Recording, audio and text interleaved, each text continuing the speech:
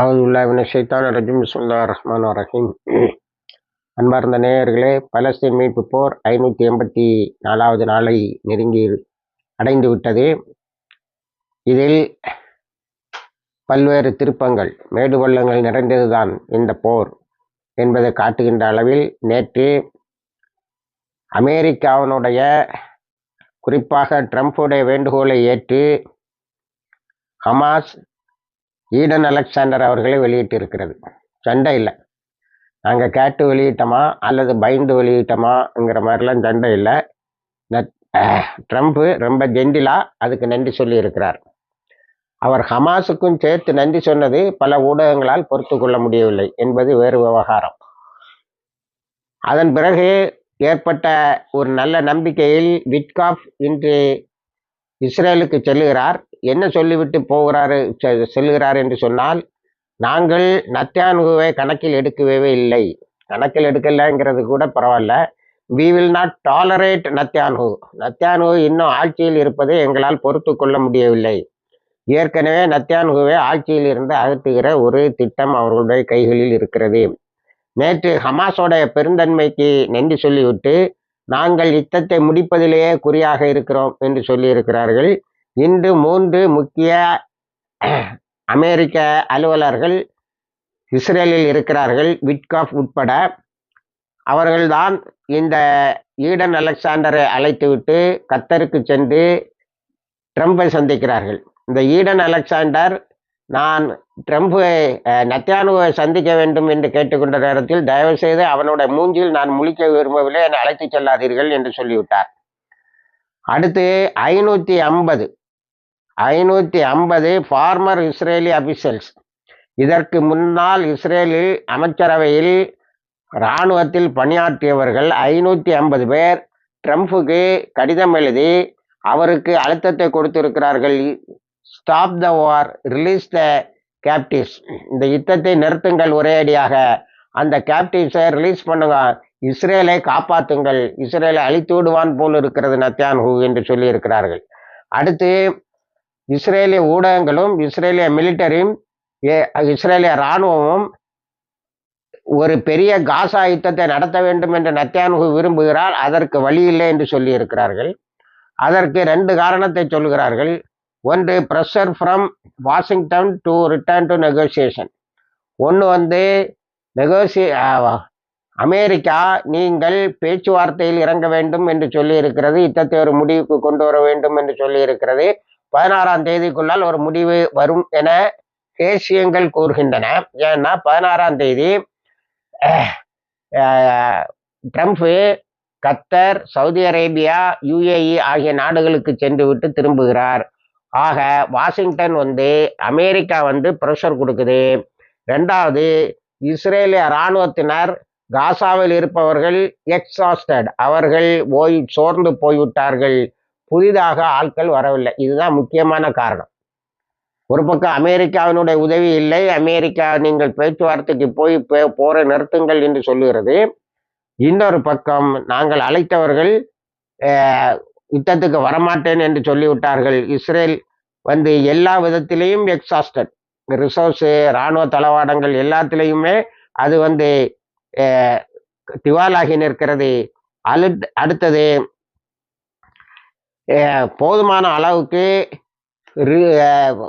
பணம் இல்லை. ஏனென்று சொன்னால், இப்பொழுது ட்ரம்ப் வந்த பிறகு என்ன $400 பில்லியன் உனக்கு எதுக்கு என்ன கேட்க தொடங்கி விட்டார். ஆக இன்டர்னல் இருக்கக்கூடிய அழுத்தம், உள்ளுக்குள்ளால் இருக்கக்கூடிய அழுத்தங்கள், அமெரிக்காவினுடைய அழுத்தங்கள், இராணுவத்தில் இருக்கின்ற குளறுபடிகள், நித்தமும் நடக்கின்ற போராட்டங்கள், சின்பத்து தலைவருக்கு இவருக்கு இருக்கக்கூடிய சண்டைகள், இவையெல்லாம் சேர்ந்து இஸ்ரேலை பலவீனப்படுத்தி இருக்கிறது. நேற்று அந்த ஈடன் அலெக்சாண்டரை வெளியே விடும்போது மட்டும் யுத்தம் இல்லை. ஆனால் அவரை ரெட் கிராஸ்ட ஒப்படைச்சி அவங்க கொண்டு ரெமீம், அதாவது அந்த காசா வளாகத்தில் உள்ள ஒரு இடத்துல ஹெலிகாப்டரில் கொண்டு இறக்கியவுடன் இஸ்ரேலை குண்டு போட தொடங்கிவிட்டது. உடனேயே இவர்களும் இஸ்ரேலிய இராணுவத்தை தாக்க தொடங்கிவிட்டார்கள். சுஜயாவில் ஒரு ஆம்புஷு, 15 பேர், அதில் 15 பேர் காயம்பட்டு இருக்கிறார்கள், 2 கமாண்டர் உட்பட. கமாண்டர் இறந்து போயிட்டாரு, காயம்பட்டவர்களும் இறந்து போயிட்டாங்கன்னு தான் சொல்றாங்க. இஸ்ரேலி ஹெலிகாப்டர் வந்து வேகமாக அவர்களை எடுத்து மருத்துவமனைகளுக்கு கொண்டு சென்றதாக சொல்கிறார்கள். அடுத்தது துஃபா நெய்பர்ஹுட்ல சுற்றி அடி. அதுல 80க்கும் மேற்பட்ட இஸ்ரேலிய இராணுவத்தினர் அழிந்திருக்கிறார்கள், காயம்பட்டு இருக்கிறார்கள். அடுத்து நேற்று நாசர் ஹாஸ்பிட்டல் உங்களுக்கு தெரியும். நாசர் ஹாஸ்பிட்டல், நாசர் மருத்துவமனை, கமால் அத்வான் மருத்துவமனை இவையெல்லாம் அடித்து நொறுக்கி ஒன்றுமில்லாமல் ஆக்கியது இஸ்ரேல். அந்த நாசர் ஹாஸ்பிட்டலை இந்த போராளிகள் வேலை செய்ய வைத்திருக்கிறார்கள். அதுல ஒரு ஹசன் அஸ்லிஃப் என்று ஒரு பத்திரிகையாளர் ஏற்கனவே ஒரு முறை குண்டுவீச்சில் தாக்கப்பட்டு காயமடைந்து அங்கே சிகிச்சை எடுத்து கொண்டிருந்திருக்கிறார். அவரை கொலை செய்திருக்கிறார்கள். அவரை டார்கெட் பண்ணி தான் அதை நடத்தி இருக்கிறார்கள். ஆக அதனால் நாசர் ஆஸ்பத்திரியில் சுற்றி இருக்கக்கூடிய விசினிட்டியில் வந்த எல்லா இஸ்ரேலிய இராணுவத்தினரையும் அழித்து இருக்கிறார்கள். ஸ்னிப்பரில் தனிப்பட்ட முறையில் தாக்கி 3 இஸ்ரேலிய இராணுவத்தினரை அழித்திருக்கிறார்கள். இஸ்ரேல் தன் பங்கில் ஒரு 26 பேரை நேற்று ஷஹீதாகி இருக்கிறது. 52,815 என்று இவர்கள் கணக்கு சொல்கிறார்கள். ஆனால் உண்மையில் அது அதிகமாக இருக்கும். ஆனால் இப்பொழுது விழுகின்ற அப்பாவிகள், ஷஹீதாகின்ற அப்பாவிகள் எண்ணிக்கையை விட விழுகின்ற இஸ்ரேலுடைய இராணுவத்தின் பிணங்கள், அப்பாவிகள் அல்ல, இராணுவத்தின் பிணங்கள் அதிகம் என்பதுதான் எல்லோருடைய கணக்கும் கூட.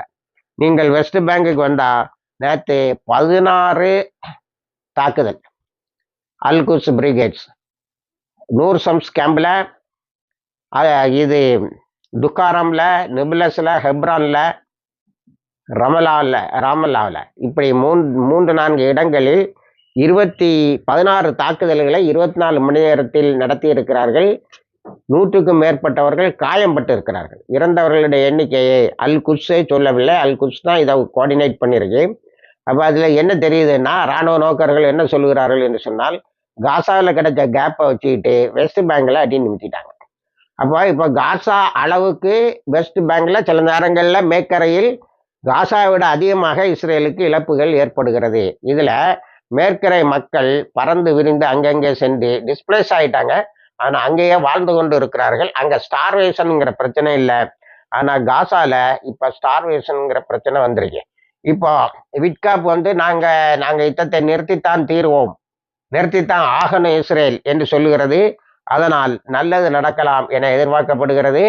ட்ரம்ப் ஹமாஸுக்கு வாக்கு கொடுத்திருக்காரு, நான் உணவுப் பொருட்கள் வருவதற்கு ஏற்பாடு செய்வேன், விரைவில் யுத்தத்தை நிறுத்துவேன் என்று.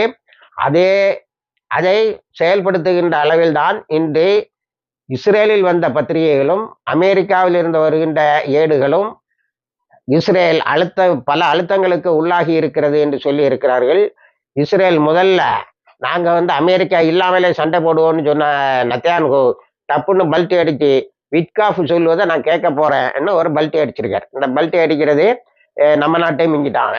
நித்தம் ஒரு செய்தி, அதுக்கு பிறகு டப்புன்னு அதை மாற்றிக்கொள்வது. ஆனால் அவன் இனப்படுகொலைகளை செய்வது, சிலர் என்ன எழுதுறாங்கன்னா, கூட்டுப்படுகொலைகளை ரசிப்பவன் போல் தெரிகிறது, அவன் ஒரு கேனிபால், அவன் ஒரு பிணந்தின்னும் கழுகு என்று ஹூத்திஸுக்கு வருவோம் என்று சொன்னால், ஹூத்திஸ் ஒரு நேற்று இந்த எக்ஸ்சேஞ்ச் நேரத்தில் இஸ்ரேலை தாக்கலை, அவ்வளோதான்.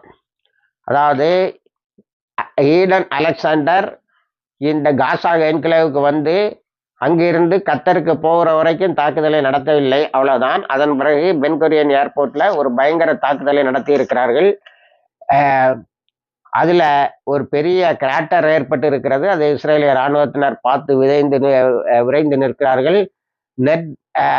நவாட்டிம் ஏர்பேஸை ஒரு தாக்கியிருக்காங்க. அதே போல் சென்ட்ரல் இஸ்ரேலில் அவங்க தாக்கல. காரணம், இந்த பிணை கைதிகள் பரிமாற்றம் நடந்து கொண்டு இருப்பதால் நாம் அதை தாக்க வேண்டாம் என்று விட்டிருக்கிறார்கள். இப்படி ஒரு ஜென்டில்மேன் அக்ரிமெண்ட் மாதிரி அவங்க அதை கடைபிடித்து இருக்கிறார்கள்.